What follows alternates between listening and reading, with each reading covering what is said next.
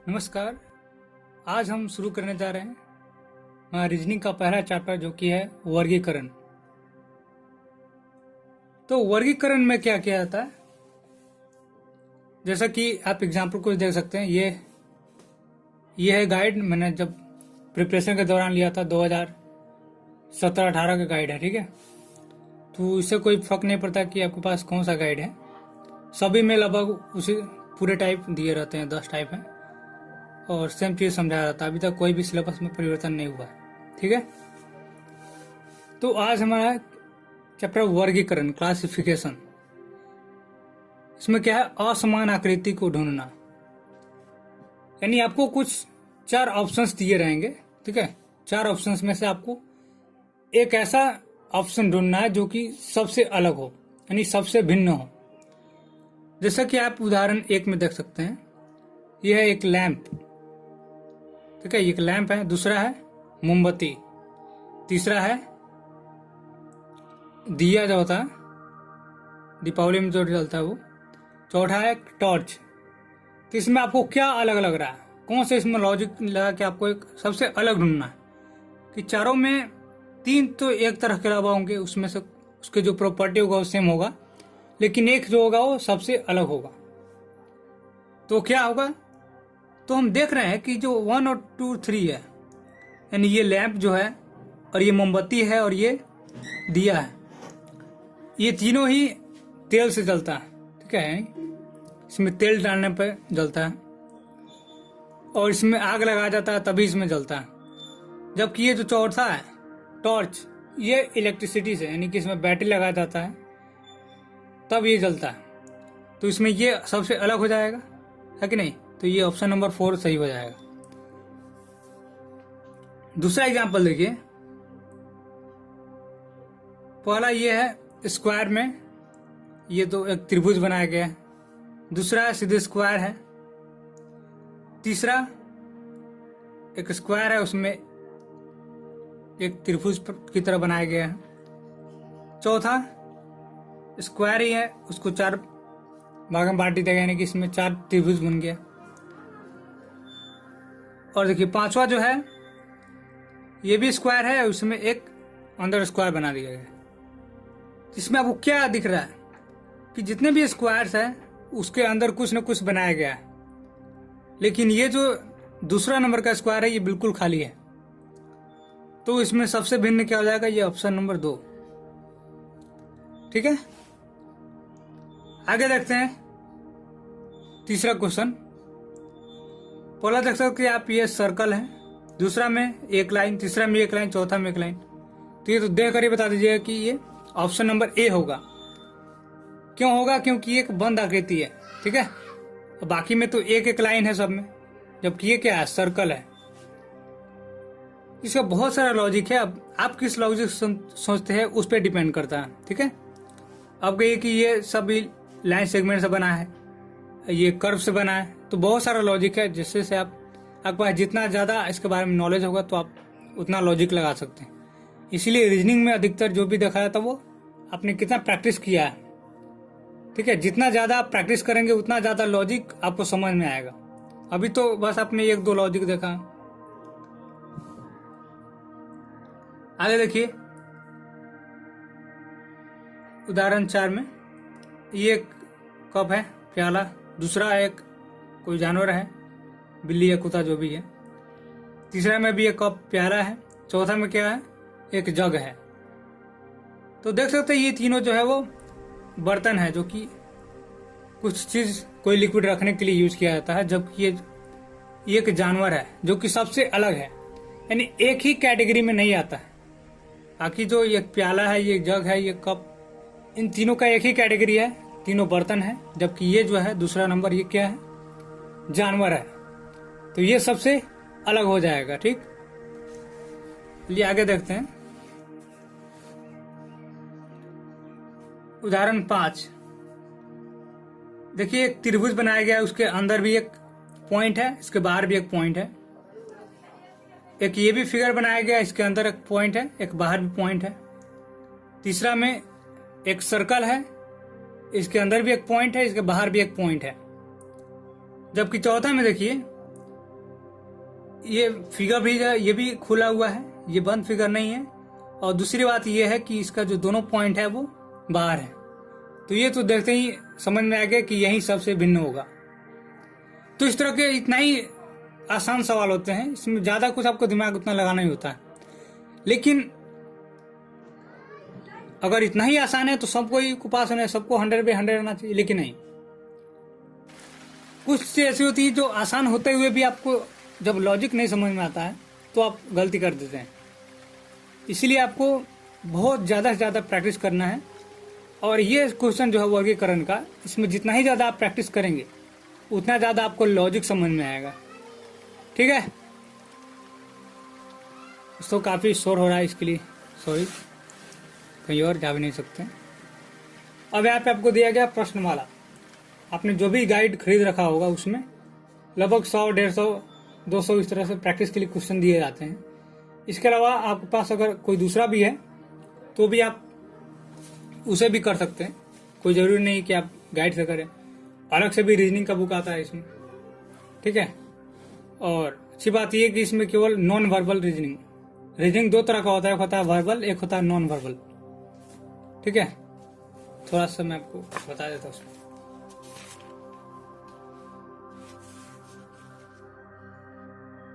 तो ये कॉपी भी नवोदय के ही है, देख सकते हैं। देखिए रीजनिंग में क्या है, रीजनिंग में 2 आता है, एक होता है वर्बल और एक होता है नॉन वर्बल। तो वर्बल में क्या होता है, वर्बल का मतलब हिंदी में कहे तो भाषिक, यानी जो भाषा से रिलेटेड हो, जिसमें कुछ दिया जाए, कोई स्टेटमेंट हो, कोई कथन दिया जाता है, उसके हिसाब से रीजनिंग आता है। ठीक है, जैसे आप कहीं सुना होगा, देखा होगा कि कुछ बिल्ली जो है चूहे हैं। ठीक है, अलग अलग जो होता है ना, उसके हिसाब से, यानी कि जिसमें भाषा का प्रयोग, जिसमें कुछ कथन दिया जाए, कुछ लिख कर पढ़ कर कुछ दिमाग लगाया जाए, तो वह वर्बल होता है। और नॉन वर्बल जो कि जिसमें फिगर हो, ठीक है, इसमें फिगर से रिलेटेड हो, तो इसमें जो भी आता है वो फिगर रिलेटेड आता है। ठीक है, और पिछली बार मैंने मार्किंग स्कीम थोड़ा बताना भूल गया था, अभी बता देते हैं कि टोटल आते हैं इसमें 80 क्वेश्चन। ठीक है, अपन हेडिंग डाल देते हैं मार्किंग स्कीम, मतलब किस तरह से कितना क्वेश्चन नंबर ये सब होता है। देखिए टोटल जो होता है वो 80 क्वेश्चन होता है, और ये आपका 100 मार्क्स का होता है। ठीक है, 80 क्वेश्चन टोटल 100 मार्क्स का होता है, यानी कि एक क्वेश्चन के लिए कितना हो गया, 1.25 मार्क्स। ठीक है, यानी 1.25 मार्क्स का होता है। और ये 80 में अगर देखा जाए तो 40 रीजनिंग, 40 क्वेश्चन रीजनिंग का होता है। ठीक है, और 40 क्वेश्चन में जानते हैं कि आप 10 टाइप का होता है, और यही 10 टाइप अभी तक पूछा जा रहा है, इसमें कोई परिवर्तन नहीं है। ठीक है, तो ये 10 टाइप आपको पढ़ना, 10 टाइप तो आप 10 दिन में समाप्त कर देंगे, वो तो कोई बड़ी बात नहीं है। लेकिन मेन चीज होता है प्रैक्टिस का। ठीक है, इसको आपको बार बार प्रैक्टिस करना है। एक टाइप का कम से कम आपको 500, 1000 इतना प्रैक्टिस जब कर लेंगे तो 500 और 1000 पर कम से कम आपको 100 से 150 लॉजिक आपको समझ में आएगा। और इसलिए जब एग्जाम हॉल में जब आप बैठेंगे तो उसमें आप देखते ही आंसर आ जाएगा। तो ये 40 क्वेश्चन है, इसमें से क्या है 20 क्वेश्चन आएंगे मैथ का। ठीक है, और 20 क्वेश्चन किसका रहेगा, आपका लैंग्वेज का रहता है। तो लैंग्वेज में अगर आप हिंदी लैंग्वेज से है तो आपका हिंदी आएगा, सामान्य हिंदी। इसमें कुछ गद्यांश होगा, ठीक है, और पठित गद्यांश होगा, उससे रिलेटेड कुछ व्याकरण भी होगा। ठीक है, गद्यांश के अंदर से ही होगा व्याकरण। ठीक है, इसमें क्या है, नाउन प्रोनाउन इंग्लिश में, वर्ब एडवर्ब हिंदी में, संज्ञा सर्वनाम विशेषण विशेष क्रिया, यही सब है। तो उम्मीद है आप समझ गए होंगे। और ये जो 80 वाला जो सिस्टम है वो जिस साल मैंने दिया था उस समय शुरू है, 3-4 साल पहले से शुरू है। पहले 100 मार्क्स का होता था, जिसमें 50 रीजनिंग, 25 बाकी दूसरे सब्जेक्ट आते थे।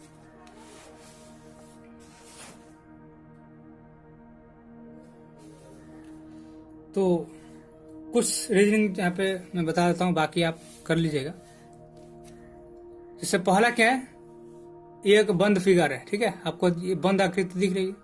दूसरा में भी बंद है, तीसरा में भी बंद, लेकिन चौथा में क्या है, 2 स्टिक को रखा हुआ है। तो क्या हो जाएगा, यही सबसे भिन्न हो जाएगा। दूसरा क्या है, देखिए ये 2 पैरेलल लाइन है, ठीक है, यानी कि ये लाइन जब आगे जाएगी तो किसी को काटेगा नहीं। ये दोनों भी पैरेलल लाइन है, ये दोनों भी पैरेलल है कि ये क्या है, एक दूसरे को काट रहा है, तो इसे अलग हो गया। अगला देखिए, बाकी ये तीनों समान है, लेकिन ये क्या असमान है। तो ये प्रैक्टिस के लिए, इसलिए मैं ज़्यादा नहीं बताऊंगा, आपको खुद ही करना है। आप चाहे तो इसका स्क्रीनशॉट भी ले लीजिएगा, नहीं तो मैं PDF की कोशिश करूंगा, PDF बनाकर डाल दूँ। और ये 4 नंबर देख सकते हैं, ये जो 3 लाइन है उसको सीधी लाइन एक काट रही है, लेकिन ये जो है इसको डॉटेड लाइन काट रही है, ठीक है। ये तीनों भी लाइन है, ये भी है, लेकिन ये डॉटेड लाइन को काट रही है। देखिए अब इसमें भी 2 लॉजिक लग सकता है कि ये तीनों टेढ़ा है, ये टेढ़ा है, लेकिन ये सीधा है, तो इसके हिसाब से ये दोनों में कंफ्यूजन है। तीसरा का क्वेश्चन, देखिए हर चीज आसान नहीं होता है, कुछ ऐसा लॉजिक लगा, जैसे मैं ये सही कर रहा हूँ कि सही है, लेकिन सही ये भी हो सकता है अगर दूसरा लॉजिक देखा जाए तो इसमें 2 लॉजिक लग रहा है। 2 लॉजिक क्या है, जैसे कि ये जो है लाइन आ रहा है एकदम तिरछा आ रहा है डायगोनली, ये भी तिरछा आ रहा है, ये भी तिरछा आ रहा है, लेकिन ये सीधा आ रहा है, तो इसके हिसाब से ये सही होगा। लेकिन अगर देखा जाए तो ये भी लाइन है, ये तीनों लाइन है, ये भी लाइन है, ये तीनों लाइन है, ये भी लाइन है, ये तीनों लाइन है, ये भी लाइन है, लेकिन ये क्या है, ये कटा हुआ लाइन है, जो कि बीच बीच में डॉटेड है, तो इसके हिसाब से ये सही होगा। तो रीजनिंग में यही सबसे बड़ी बात होती है कि इसमें कोई डेफिनेट पैटर्न नहीं होता है। डेफिनेट पैटर्न मतलब क्या है, कि ऐसा नहीं कि आप जो सोचेंगे वही मैं सोचूंगा। हो सकता है कि कुछ सवाल मैं भी जो बनाऊं रीजनिंग में वो कुछ गलत साबित हो, या कुछ बहुत सारे इसमें भी है जो गलत देता है, ठीक है, कुछ ऑप्शन इसमें गलत देंगे आंसर शीट में, तो उसमें आपको ध्यान नहीं देना है, आपका अपना क्या विचार है वो देखना है, ठीक है। तो पहली बार में ये नहीं करना है कि हम जो बना दिए वही सही है, आपको बार बार इसमें बनाना है। जब आप समझने लगेंगे तो आप खुद बता पाएंगे कि हाँ ये सही होना चाहिए, आपका लॉजिक सही है, ठीक है।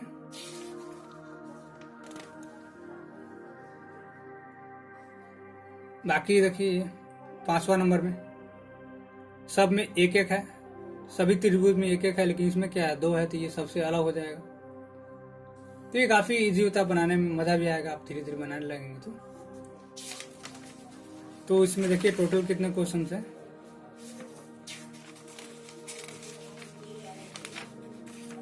टोटल 100 क्वेश्चन है, ठीक है। टोटल 100 क्वेश्चन है, बाद में आपको आंसर शीट भी दिया हुआ है, तो ये 100 का 100 आपको बनाना है, ये रोज का होमवर्क है, ठीक है। होमवर्क के तौर पे लेना है और ईमानदारी से आपको मेहनत करना है, ठीक है।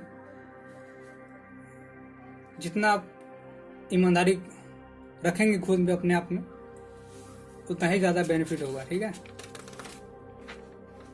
ये सारे क्वेश्चंस है, आपके पास जो भी बुक है आप बनाइए, अगर फिर भी अगर नहीं होता है तो आप कमेंट कीजिएगा, कोशिश करेंगे इसका PDF बनाकर डाल दें ताकि आपको कोई भी परेशानी ना हो। तो आज के वीडियो के लिए इतना ही। इसके बाद हमारा जो दूसरा चैप्टर है सेम फिगर, समान आकृति, जो कि सबसे आसान होता है इसमें, बस सेम टू सेम देख लेना है। जैसे कि मानते हैं यहाँ पे, जैसे मानते हैं यहाँ पे लैंप दिया रहा है, चारों ऑप्शन में से चूज करना है तो लैंप ही देगा, लेकिन दिक्कत ये है कि उसमें इतनी बारीकी होती है ना, बारीकी की वजह से आप मिस्टेक कर देते हैं। तो उसके बारे में हम बात करेंगे अगले वीडियो में। तब तक के लिए अगर आप चैनल पर नए हैं तो आप चैनल को सब्सक्राइब कर लीजिए और साथ ही बगल में दिए गए बेल आइकन को भी प्रेस कीजिए, ताकि जब भी कोई नया वीडियो जाए तो सबसे पहले उसका नोटिफिकेशन आप तक पहुंचे, क्योंकि हम नवोदय का प्रिपरेशन 0 लेवल से कर रहे हैं और आखिरी तक पहुंचेंगे। इसी के साथ आज का ये वीडियो यहीं समाप्त करते हैं। बहुत बहुत धन्यवाद।